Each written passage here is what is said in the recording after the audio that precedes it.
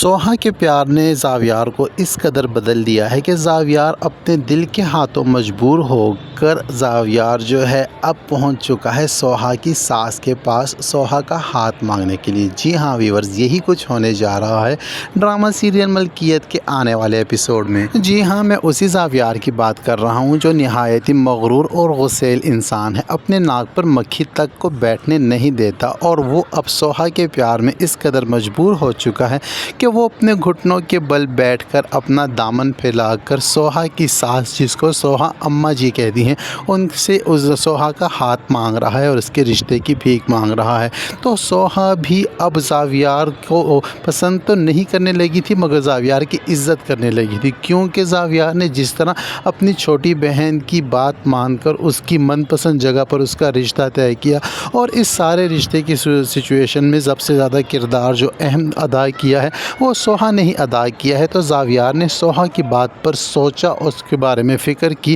اور اس کو محسوس ہوا کہ سوہا اگر غیروں کے لیے اتنا کچھ کر سکتی ہے، اتنی بےعزتیاں، اتنی ڈانٹ اور ڈپٹ برداشت کر سکتی ہے، تو میں اپنی بہن کے لیے اتنا سا فیصلہ کیوں نہیں کر سکتا۔ تو زاویار نے سوہا کی بات مان کر اپنا فیصلہ تبدیل کیا اور زیمل کی شادی اسی کے من پسند لڑکے کے ساتھ، یعنی کہ فہد کے ساتھ کرانے کا فیصلہ کر لیا۔ اور اسی بدلاؤ کو دیکھ کر، زاویار کے اسی رویے کو دیکھ کر سوہا کے دل میں اب زاویار کے لیے عزت پیدا ہو گئی تھی، لیکن سوہا یہ نہیں جانتی تھی کہ زاویار اس سے محبت کر بیٹھا ہے اور زاویار اس کو اپنی بیوی بنانا چاہتا ہے، اپنی زندگی میں شامل کرنا چاہتا ہے۔ یہ راز تو سوہا پر تب کھلتا ہے جب مہندی کی رسم میں زاویار سب کے سامنے سوہا کو اپنے ہاتھ سے مٹھائی کھلاتا ہے اور سوہا کے آگے اپنی دل کی بات کھول کر رکھ دیتا ہے، اور سوہا کو کہہ دیتا ہے کہ میں تم سے پیار کرنے لگا ہوں۔ تو سوہا بہت زیادہ شوق ہو جاتی ہے اور زاویار سے یہ کہہ دیتی ہے کہ میں اب آپ کی بہت عزت کرنے لگی تھی، لیکن مجھے نہیں تھا پتہ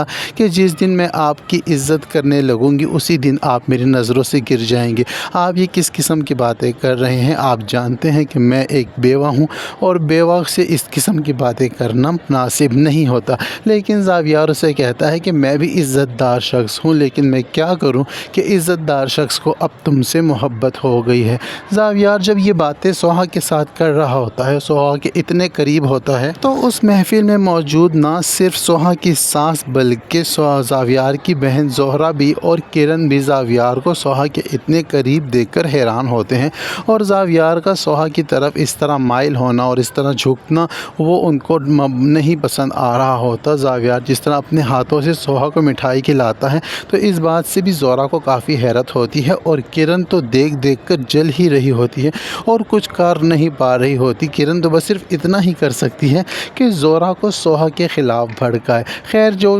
تقریب میں جو کچھ بھی ہوتا ہے وہ تو ہو جائے گا، لیکن کہانی کا رخ تو تب پلٹے گا جب زاویار مجبور ہو کر آدھی رات کے وقت سوہا کے گھر کی طرف جائے گا، اور سوہا کے گھر کی طرف جا کر سوہا کا دروازہ کھٹکھٹائے گا، اور جب دروازہ کھٹکھٹائے گا تو سوہا کی ساس ہی دروازہ کھولے گی۔ زاویار تو پہلے اندر آنے کی اجازت مانگے گا، جب وہ اندر آنے دیں گی تو زاویار اس قدر اداس اور پریشان ہوگا، اس کو سمجھ نہیں آ رہی ہوگی کہ وہ کس طرح بات شروع کرے اور کیا کہے، کیونکہ زاویار کو تو وہ بھی گلٹ کھائی جا رہا ہے جس کی وجہ سے رافع کا انتقال ہوا تھا۔ تو زاویار جو ہے رافع والی بات سے ہی شروع کرے گا، اور یہاں پر آ کر اماں جان کو یہ بتائے گا کہ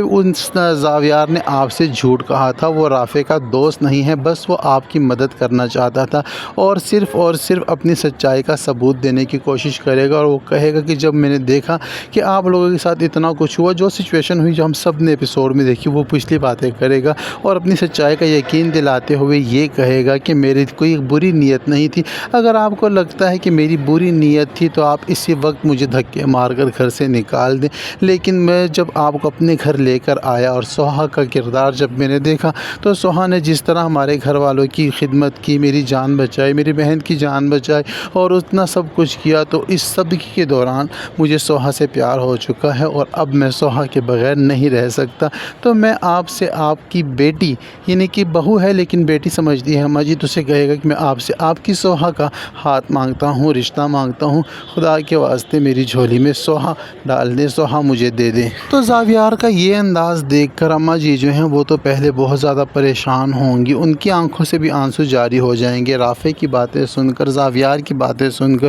اور سوہا نے جو تکلیفات گزاری وہ باتیں سن کر۔ لیکن سوہا بھی وہاں پر ایک طرف ہو کر یہ ساری باتیں سن رہی ہوگی، اور سوہا کو بھی سارے حالات کا پتہ چل جائے گا کہ یہاں پر زاویار کیا کچھ کہہ رہا ہے اور آگے کیا کرنا چاہتا ہے۔ لیکن سوہا تو رافع کو اب تک بھول ہی نہیں پائی ہے۔ سوہا تو ذہنی طور پر بالکل بھی زاویار کے لیے تیار نہیں ہے اور نہ ہی اس سے کوئی رشتہ جوڑنا چاہتی ہے۔ تو سوہا نے تو فوراً سے انکار ہی کر دینا ہے، مگر اماں جی کے ذہن میں اب یہ بات آ چکی ہے اور ان کو لگتا ہے کہ زاویار ان کے لیے ایک اچھا آپشن ہے۔ ایک تو شریف لڑکا ہے، دوسرا پیسے والا بھی ہے اور سوہا کے لیے مناسب بھی ہے، اور آگے سے سامنے سے آ کر اس نے خود رشتہ مانگا ہے، تو کوئی زور زبردستی والا معاملہ بھی نہیں ہے۔ تو اماں جی اب اس رشتے کے بارے میں سوچیں گی۔ مگر بات کی جائے اگر زہرا کی، زاویار کی بڑی بہن کی، جب اس کو یہ پتہ چلے گا کہ زاویار بنا کسی کو بتائے، بنا مشورہ کیے سوہا کا رشتہ لے کر اس کے گھر پہنچ چکا ہے، تو اس کا ریئیکشن کیا ہوگا وہ بھی بات کریں گے۔ لیکن اس سے پہلے ہم یہ بات کر لیتے ہیں کہ جب کرن کو پتہ چلے گا کہ زاویار نے اس کو چھٹلا کر، اس کو دھتکار کر سوہا کا انتخاب کیا ہے، تو کرن کیا کچھ کر جائے گی۔ کرن کی تو جیسے راتوں کی نیند ہی اڑ جائے گی، اور کرن نے سب سے پہلا کام ہی یہی کرنا ہے کہ اس نے فون اٹھا کر